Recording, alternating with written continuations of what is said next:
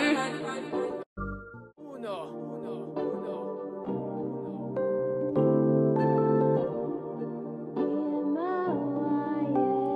Can't ball in a life, man.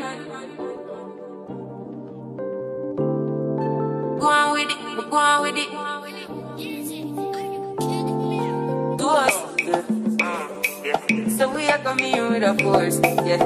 Blessing the reaper with course. So y'all, we're going to do this RHOP reunion in bits throughout this. This is something we're going to do that's differently. I'm going to review it as the show is going on. So the episode starts off where they're talking about this whole Robin situation, right? So, bravo, you think you're slick. Y'all thinking, oh, they're putting it out there, trying to catch Robin up early. She didn't want to talk about it during the season, so they're going to air her out because she didn't talk about it, apparently, during the reunion or throughout the season.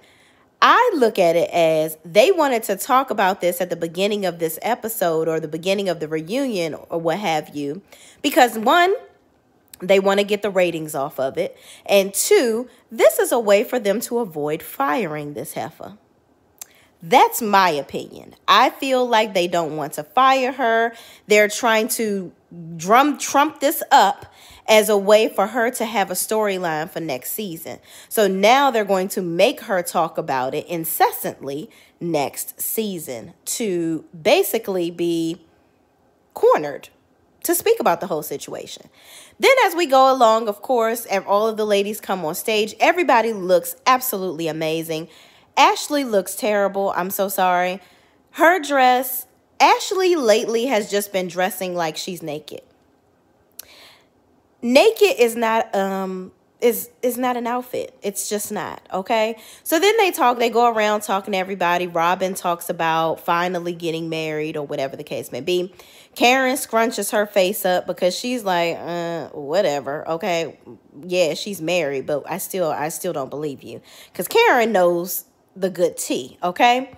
Then they start talking to Ashley about this house that she bought and her relationship with Michael and who to what, and what's going on with her and Luke and whatnot. So, child, Ashley, just go to HE double hockey sticks because I just don't have time for you. You want to sit up here. They go into this whole thing about basically homegirl ain't getting no money. Okay. You're not getting not a coin, not a dime, not a thing. So you had those babies basically so that you could secure some type of income. Now, Karen actually said there's no way that you can get anything. Ashley is so dumb. She should have gotten some forensics done on Michael's income because she said something about he had some clauses in there where whatever money he was making before, even if he used that money to invest in new things or whatever, is still considered his money. So it's like, girl, what?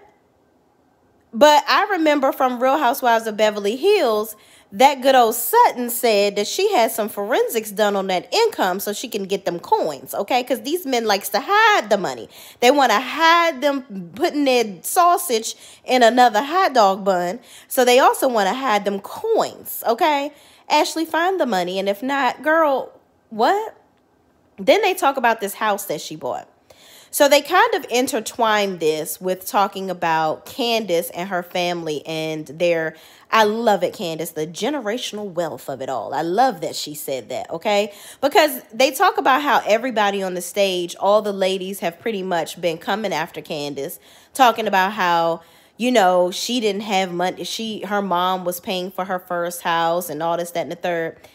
At first, well, I still think that Candace is a little bratty. I do. But, however, they talked about how Candace, what's her face? Ashley said that Candace is the most least accomplished person on the stage. However, now Candace has her own house. She has a second master's degree. She's going on tour. She has her own, she has an album out now. She's doing bigger and better things than most of you on this stage, okay? And Ashley, you now are actually the least accomplished one. You were there. You were then when you tried to say she was the least accomplished. It was actually you all along. And Candace said, well, honey, you wouldn't have that house if it wasn't for Michael. And she was like, y'all all want to come from me and my generational wealth, but I shouldn't be punished because my parents prepared for me. Catch that tea. You know what, Candace? Good for you. Kudos to you and your parents, because your parents know what to do. They knew what to do with their money. They didn't have you out here looking and bojangling in the streets looking for an old man to hump up on so that you can have money, okay? That's not what your parents had you doing. Your parents did the right thing financially to make sure that you and your children have money, okay? And also have the tools to make your own money. And Ashley gonna say, you better believe my sons, because Candace was basically like, well, girl, you ain't getting no money out of this divorce, and then you went and bought a daggone house that you can't even afford without Michael's money. What's happening with that?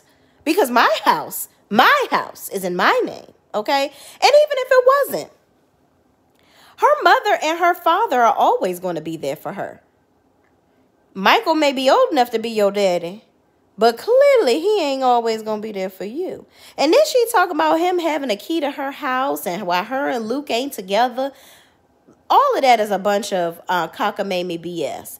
You are probably still humping up on Luke because you try to have a little side conversation with Giselle, still mic'd up, talking about he got an attitude over something. She was mad because he wouldn't come somewhere that she asked him to come to.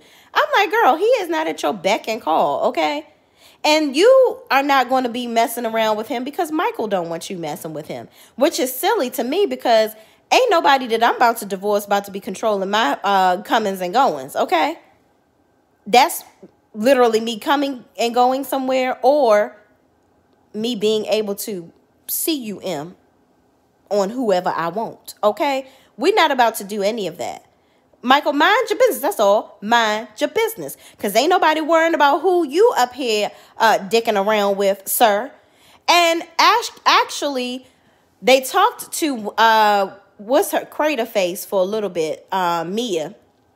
And Andy was being a little shady talking about some, yeah, Mia, you should understand not being in a monogamous relationship, because they talked about the reason why Ashley's relationship was actually ending because Michael wants to have threesomes and now Ashley doesn't because they have children. And here's my thing, and I've been saying this in all of my reviews. Ashley, you can't sit up there and be like, oh, I don't want to do this anymore. And then all of a sudden Michael is supposed to want to stop. Mia made a good point. She said, listen, he married me off of this, and this is, this is what we're going to keep on doing. I can't just say, okay, I don't want to do it anymore and just expect him to change. And Ashley, rightfully so, said, you know what? I don't expect that. That's why I'm getting out of the marriage. However, you're not really getting out of the marriage peacefully. You're getting out of the marriage expecting him to still take care of you. And what have you done throughout this marriage to secure some type of wealth for yourself? And you talking to Candace. Candace has a beautiful home in Upper Marlboro, okay? From what I've seen on the show. And you go out here and buy a $3 million house in Virginia that you can't afford. Candace and her husband can afford their house. Candace is very intelligent. Candace is out here making her own money. Ashley, what are you doing? I'll wait. So in this next part of it, we're talking to Mia now about all of her lies that she done told about her daggone health. So now she got sarcoidosis. I don't know. I don't know what that is. But basically, Andy is trying to say, is this because of all the surgeries that you've had and whatnot and all the things that's going on in your body? Then they talking about her finances and all these different things. And child, it's a mess with Mia. Then they now they're going on Wendy talking about her hot mic moment where she was, basically talking trash about Mia, saying she's lying under her breath. She thought she was off camera, but she wasn't. Y'all, listen, Mia got a little lying problem. And get somebody else to do it. What y'all want us to do about that? Now, Mia, I know you're not about to get jealous because Wendy's husband was actually there with her throughout her surgery that she had. You talking about she had an opportunist husband. Girl, I know you lying. You wish you had Eddie Chocolate behind up in them doctor's appointments with your fake booty and your fake illnesses that you tried to get sympathy from us for. Girl, get out of here. Even Gordon didn't believe you behind, because he even said in one of the clips what you perceived it to be, or what you believed it to be. He didn't even believe you, child. And Wendy, you are hilarious talking about something maybe your next husband will be as supportive. Girl, you better kill it in that dress, though, Wendy. The beautiful black mermaid that you are, okay? Put Mia in her place. Thank you. Thank you. Child, and then in this part of the episode, Mia over here lying about all the money and who on the board and who not, who on the line, the cook line, and sinker. She got this percent and then she don't. Girl, we just learned you ain't the CEO of your own life, honey. Girl, you, what? So basically, Mia living in North Bethesda in a penthouse because she done had to give up all of her rental properties. And Giselle has a nerve to try to chime in talking about Mia's income. Because, girl, where do you get your money? Okay? But at least Mia now is being honest by saying, you know, yes, as one of I guess the brothers then voted her husband out, child. So he really can't be making that many decisions, and there's not as much money coming in financially from that business for them, because they don't have such a big role like they had before. But I just don't understand, why would his brothers vote him out of the business like that in the decisions financially? What was going on where they felt like they needed to gain more control over what was happening? And if Mia was such a big boss CEO, why did they take that away from her? Because it seems like they must have had control over her status, if you will. And Giselle talking about, well, it looked like you guys were embezzling, like you were taking the money and, you know, putting it into these houses. Girl, where did you get your money to build your build-a-bed house that you live in? Because I know you ain't getting all that money that homeboy is taking from the congregation, child. Let's keep going. So, y'all, Andy ain't never been with a woman, and he 54 years old.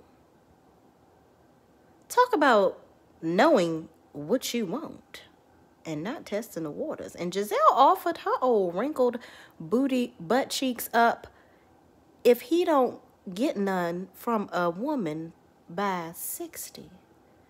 She offered up her cootie cat. But he said that's an HR issue. Okay. Candace, I cannot with Candace. This girl is hilarious. So in this segment, we talk about the whole Chris situation with Giselle lying on him, trying to make it seem like he made her uncomfortable. Let me not say this. Let me say this. If he made her feel uncomfortable in her mind, cool. But the man gave a statement basically saying, you know, if I made you feel uncomfortable, I apologize, okay? Even though he is not copping to the fact that he feels he made her feel uncomfortable. She tried to turn that into, oh, yeah, he apologized to me because, you know, he consented to, you know, making me uncomfortable. And Andy was like, well, no, I don't think that's what he said. And then Andy also confirmed that, listen, when is it a problem for two adults to be talking in a room? And they pretty much all uncovered that Giselle is full of crap. And Candace blew her whole stuff up talking about you always seem to want to talk about all these things when the cameras are rolling, but you had all this time to talk to me about it beforehand. You came to my album release party. You've seen me before then. Why didn't you talk to me about all of this stuff before taping? It seems like you want to malign everybody's husband and talk about everybody's family when the cameras are rolling. And this is a repetitive thing for you. And even Wendy chimed in and said, yeah, it's, you know, listen, Giselle tried to say, well, we all talk about each other. Like, you know, you talked about Michael Darby and you talked about Mia's husband. You know, you guys all talk about all these different things. And Candace was like, no. Don't talk about Juan and all that. No, own your ish, honey. You own your stuff, okay? Because you're trying to put it on everybody else, and we're looking at you. This is all about you. And Candace said, you should have been talking about your own life and your dwindling uterus. Candace, you know what? I'm going to give you a little tap for that. That's damn funny. But oh my gosh. But she's right. It's hilarious. But oh my gosh, she is right though. Giselle, talk about your own life. Why is it every season you playing eeny, meeny, miny, mo, whose house am I going to be the foe? Why you got to talk about everybody's husband? Talk about yourself. Yourself. All right, y'all. That's it. Thank y'all for watching. Please, please, please don't forget to like, comment, subscribe, share this video with anybody else that's watching this reunion too. And child, I can't wait to see how this go, because Andy seemed like he was trying to put Giselle on the pressure cooker, child. And that's a first. All right, y'all. Peace out.